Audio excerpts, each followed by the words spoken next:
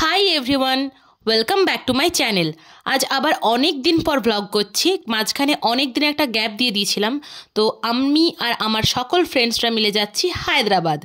আমরা এখন ট্রেনে বসে বসে খেলছিলাম আন্তাক্ষরী, আর এই একা বেচারা ছেলেটা আমাদের মাঝখানে পড়ে পুরো পাগলই হয়ে যাচ্ছে। যাই হোক, অন্তাক্ষরী খেলতে খেলতে আমরা এই বাইরের সুন্দর দৃশ্য উপভোগ করতে করতে চললাম। অ্যান্ড তারপর আমরা বোর হচ্ছিলাম বলে একটু লুডো খেলে নিলাম।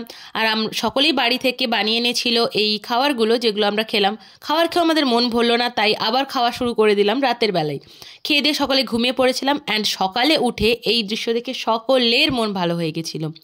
সকাল সকাল উঠে আমি আবার একটু ভিডিও করলাম, সকলের ক্লিপগুলো নিলাম। দেন আমরা এসেছিলাম চা খেতে। সকাল সকাল উঠে কারোর মধ্যে এখন এনার্জি নেই, যেহেতু রাত্রে ঘুমটা খুব একটা ভালো হয়নি। তো সকালে চায়ের সাথে খাচ্ছিলাম সিঙ্গাড়া। ব্রেকফাস্ট করে আবার বাইরের দৃশ্য দেখতে দেখতে আমরা চললাম।